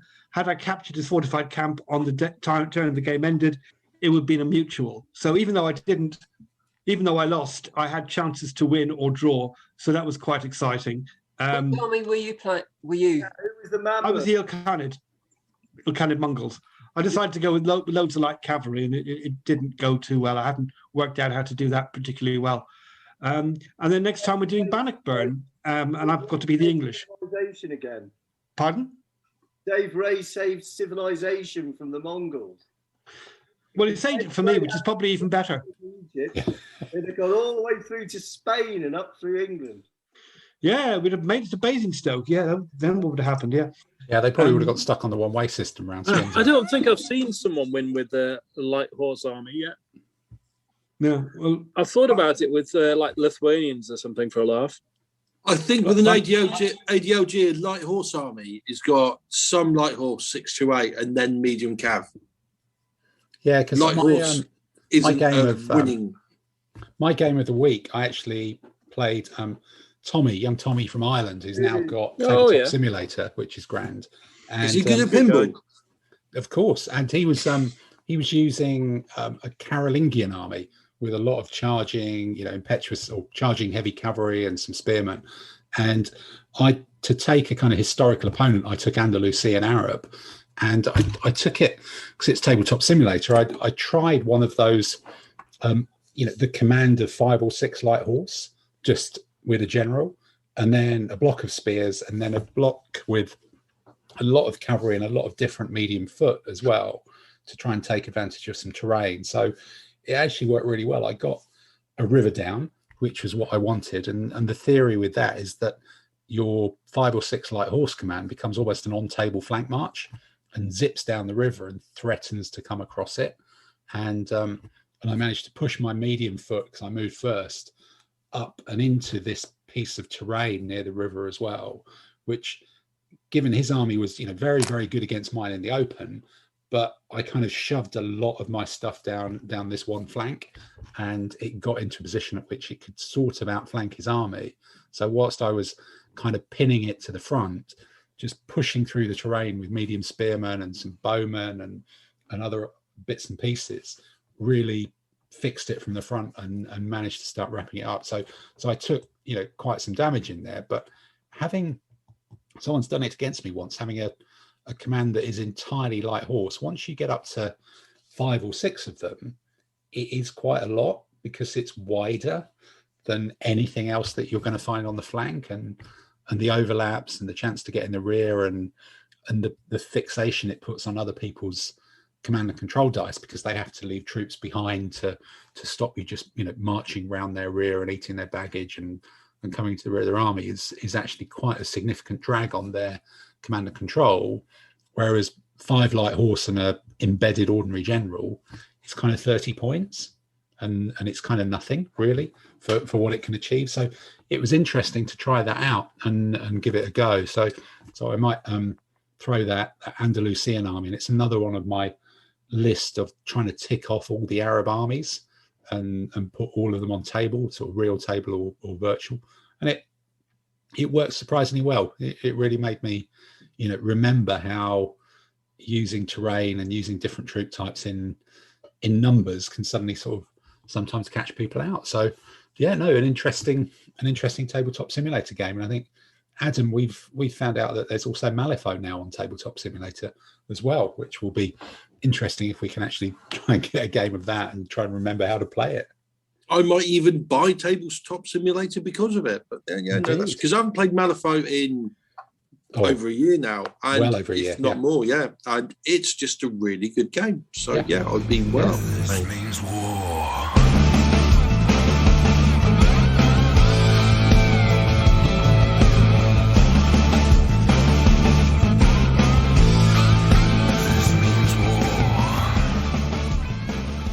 In fact, talking of games, both Andy, you and me have both received our copies of the new Lardy's rules, haven't we? O Group as well. Yeah. And me. And you as well, Tamsin. Yeah, sorry, 3 of us then. So what's kind of first impressions? I don't know, Andy or Tamsin, do you want to start? Well, I found it quite playable. I thought it was quite good to read. One thing I'm not clear on is if you roll the dice for movement, do you have to move the full distance? Presumably, no. No, you don't. It's a bit like chain of command that you can define. You can actually say, right, we're going to move. I want this platoon will move towards the hedge or village, and when you reach the edge of the hedge or the edge of the village, you can stop there, even if you haven't got any full move distance. Right. Okay. So you find the tactical bounds. Yeah, because it's quite an interesting mechanic for me to look at it. That it's Second World War. It's platoons and sections running from cover to cover, and you say I'm moving from here to here, as you say, or this feature to this feature. Yeah. But your movement is 2d6. So you could end up caught short, so to speak, and caught in the open, or you could end up getting there quite comfortably. So there's a huge amount of randomness, and it's very much a game of orders and command capability. Not quite command points. It's sort of command points, isn't it? But there's different layers of command ability. I mean, what I like is the fact that your company command order can be quite useful. Not that I've played it yet, obviously. In that you can then give second command to a unit who's already had a command. So that probably is the key thing for making things happen, and can sort of save you from you want to move 8 inches. It can to be that. very expensive, but it can be quite expensive. Yeah, Costs you what, 2 or 3 or something? Yeah. It can cost you up to 3 orders. Yeah. 3 orders. So then your troops run out of orders, of course, and then suddenly end up not being able to do anything. I also really like that mechanic of the what they call the sort of the recce platoons or something like that. Combat patrols. Combat patrols. So you move markers around that are little recce groups or whatever, and there's presumably quite a lot of terrain on table that obscures line of sight, and then once you get these markers in position, you can choose to bring your reserve units, of which you end up having quite a few, on table onto the position of some of these markers. So it's sort of got a mix of dynamic deployment, but dynamic deployment about where you choose to invest command points, shoving your troops up to. So yeah, but you can't put the recce, you can't put the what do you call the thing, recce things, or recce. Combat patrols. Patrols. You can't put them within 8 inches of the enemy, and I think if the enemy come within 8 inches, you've got to move them back. I think, haven't you? Yeah. So you're sort of playing around with these markers, but it's not. You can do ambushes or you can do this kind of thing, but they're not locked in place. It's part of the game system to create it. Ambushes are locked. Ambushes are but de facto ambushes using your reserves. You balance it on the fly. And then the combat mechanics seem super, super simple. It's just D4 hit, you shoot at a whole platoon, shoots at a whole platoon, +1 modifiers for cover and things like that. It really does look quite cute. I think, and it's of course it's a nicely produced book. Although the layout, as somebody pointed out, sort of PDF obviously looked fine. And then they inserted the adverts. Oh, right. Okay. Which meant that page numbers and the chapter headings ended up on the inside fold rather than the outer edge. Oh, I have see. You got have you got the paper one, Tamsin, or just the PDF? I've got both. Yeah, me too. Actually, yeah. Sorry, I've just been reading the PDF, but you're right. Yeah, yes, that's true. The page numbers and the little words down the side that are supposed to say what section you're on are actually on the inside, which is a little bit awkward, as in it doesn't work at all. I think the one thing I was slightly surprised about for a modern, a brand new set of rules is that the orders mechanic is about command points, and that's a different way of doing a very familiar, it's pips plus, or pips different. But the orders phase is old school written, move forwards and occupy that hill. The top level orders, the instructions that you give to people, and I was sort of slightly surprised at that. To an extent, you have to define sort of which is actually quite realistic. Sort of company A will operate on the north side of the road. Company B will operate on the south side, which defines their area of activity. Yeah, and I think it's literally, very, very literally realistic, because that's kind of writing orders. But I suppose I'm still slightly surprised to see that amount of literality, if that's a word, in a modern rule set, when so much of the other stuff is cleverly abstracted. It's like, it kind of jars a little bit. Well, in this case, you are looking at what orders you are the battalion stroke battle group commander. What orders would you be giving realistically? It would be Company A will operate on the north side, company B on the south side. You'll go forward. Your objectives are this, this, and this. And the set of rules is called Orders Group. Yeah. There you go. No, I think it is, but I kind of am used to that stuff being abstracted as well. And there's this mix between the sending of signals and command capability being abstracted in a really clever way, and then a 1970s-esque, I'm going to write down that you should operate north of the river and move forwards up to the hill. It just struck me as a little bit odd, but you don't actually have to write it down. You just have to state it. Oh, right. Okay. Yeah. Just remember it and pretend not to cheat. It doesn't say you have to write it down and say written orders that this. It's not like that. It's you got your plan. Company A goes north. Company B goes south, and Company A will go to. First objective line is this village. Company B, it's this farm or this wood. When you get there, secondary objectives, or you could deploy your reserve companies onto that position to take it forward. Yeah, no, I get it, but that was the one thing that jumped out at me after reading all this other clever stuff. It's like that's a mechanic from the 70s, but I don't think it's just different, isn't it? It's just the way you do it. It slightly surprised me. I'm not saying it's good or bad. It just sort of slightly surprised me, given the way the rest of it's been put together. I think what will be interesting is when things start falling apart and you start taking damage in your army, and then how do you balance your command points in terms of and obviously it depends partly on the dialogue, but are you going to override the foo bar and hope that nobody goes hesitant or whatever it might be? Yeah, it does feel like it will be about that balance of, do you keep pushing them when they start to get dig their heels in and get stuck? But it'll be interesting. I think I may well attempt to put some soldiers on table and shove them around and just see how it works over the next week or so. I was thinking I might do that the weekend. Yeah.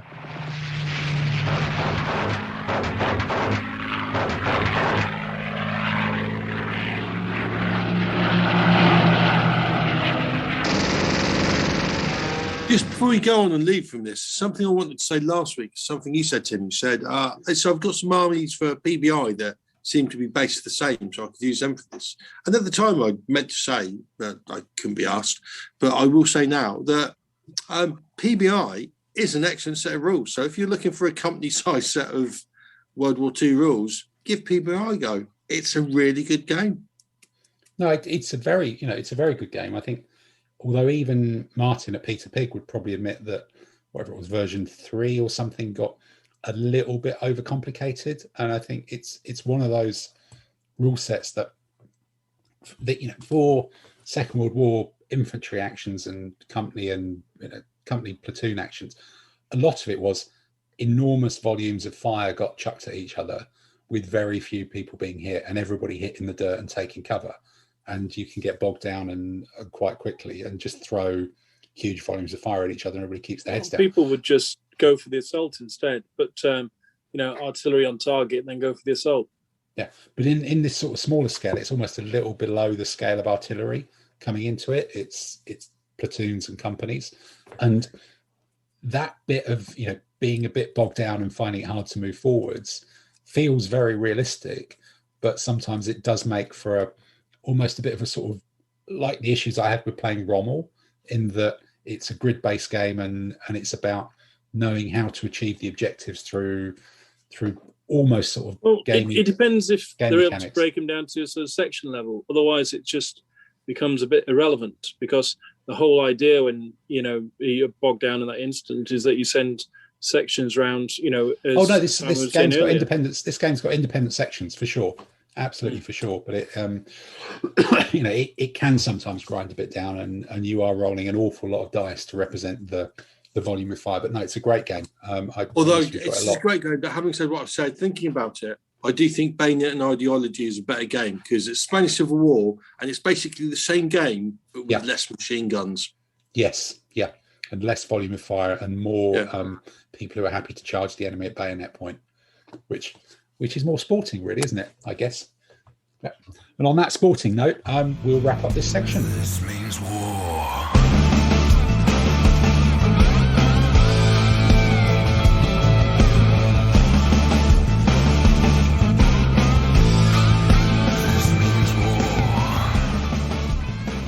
So look, we've done O Group, we've done what games we played, we've had a remarkable first in I'm Sorry, I Think You're an Arse, and keeping with that pattern of mixing up the old and the new and the regular, I think it's the most regular man we've got, the metronome of quiz questions, Mr. Andy Finkel, and we will go over to you and we will roll Andy's quiz music.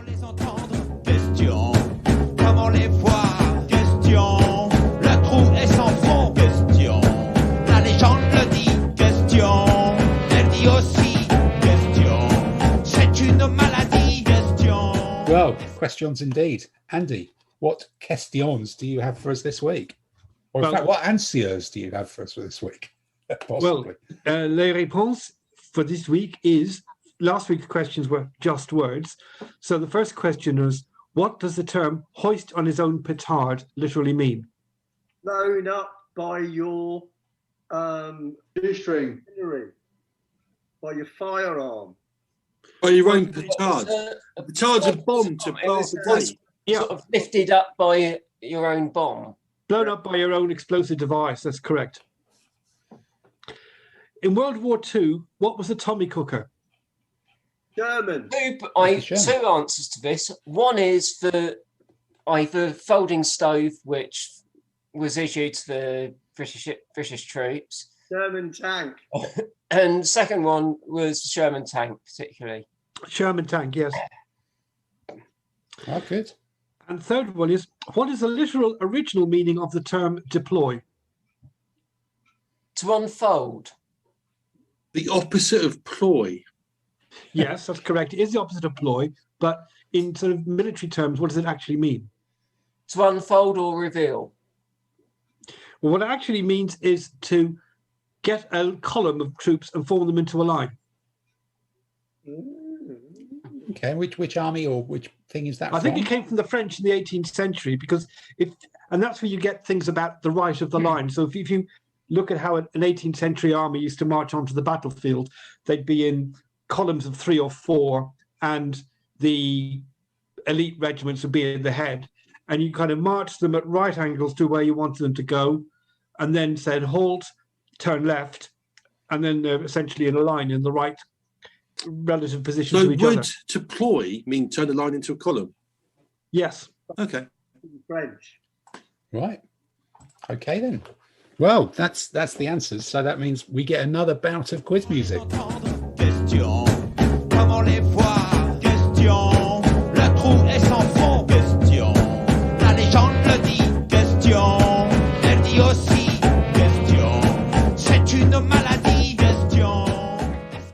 So Andy, we're here again, and it's another week. So last week, the topic of words was a little under imaginative. It must be said, but tell us you've got something more expansive this week. What's this week's surrealness? Well, I listened to a part of a podcast from a different games set called Meg, and they were talking about a thing called tugs. And I think that's some kind of military unit. I don't think it's to do with little ships, but gave me the idea. So this week's theme is pulling rank. So the first question is, if a major outranks a lieutenant, why does a lieutenant general outrank a major general? I think talking about tugs and outranking we've got to get the audio very careful on this one, but it's definitely a good question. Right. Okay.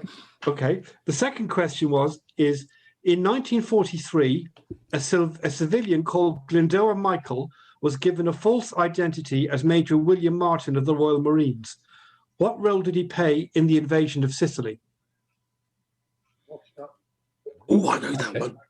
Oh, that could be one. All right then. Okay. And the third question is, at the Battle of Cannae in 216 BCE, why was the Roman army commanded by Consul Varro rather than his co-consul Paulus?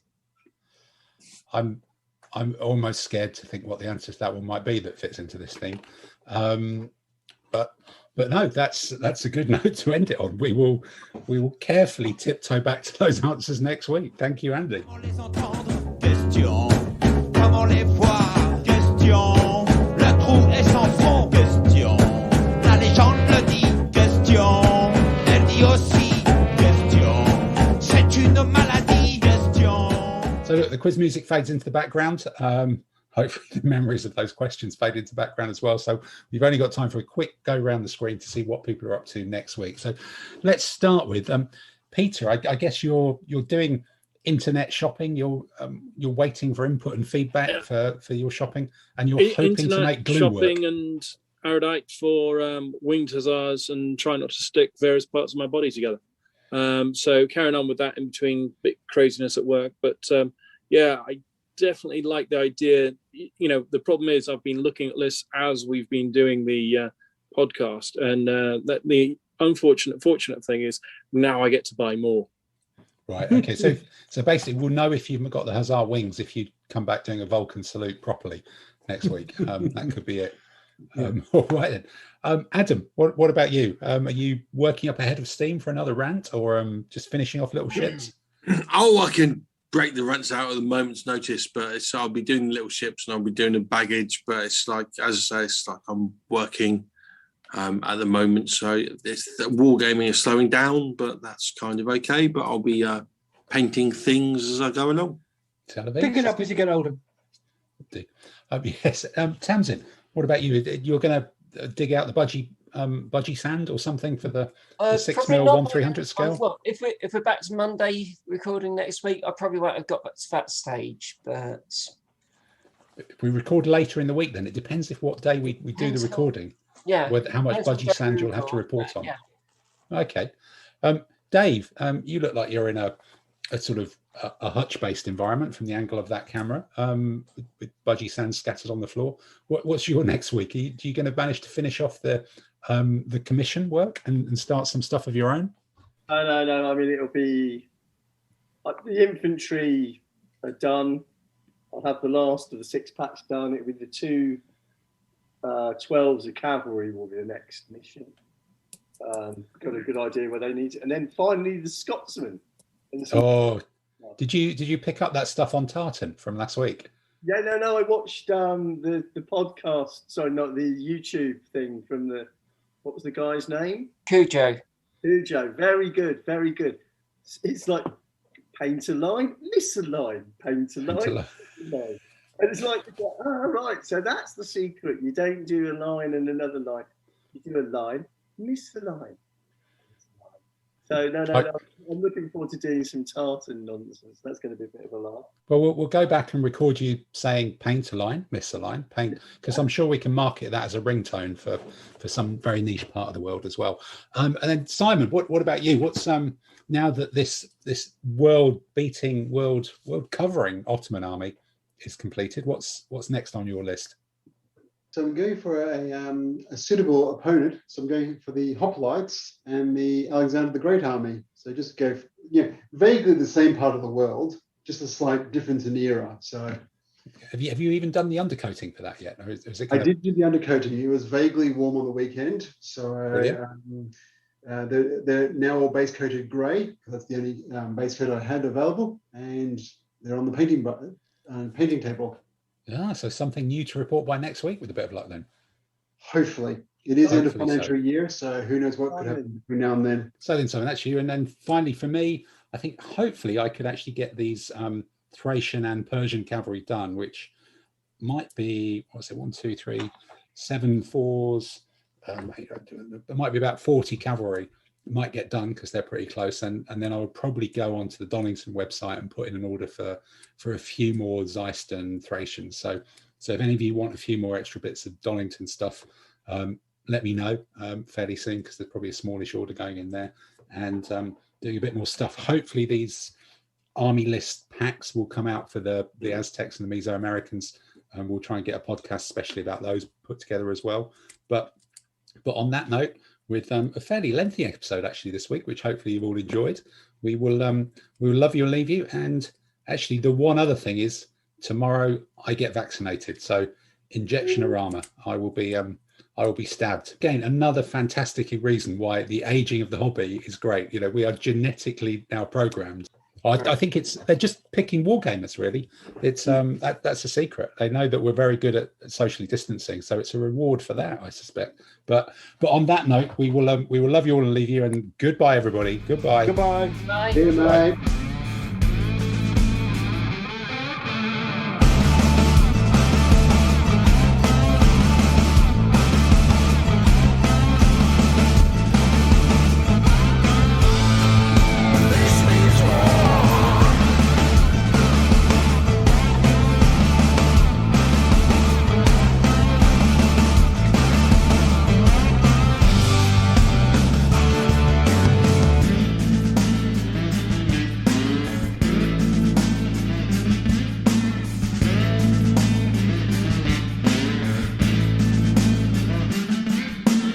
I think we'll get some reaction on that one. Next time I won't hold back.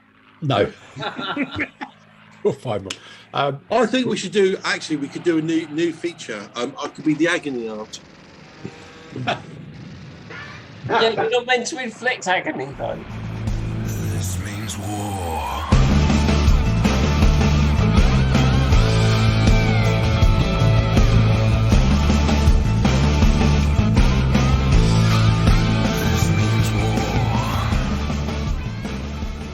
Should I try and book a table for that place for the Saturday night if it's open? No, that was horrible. it was I'm awful. sorry, I went there once. It was horrible. It was awful. Okay. This means war.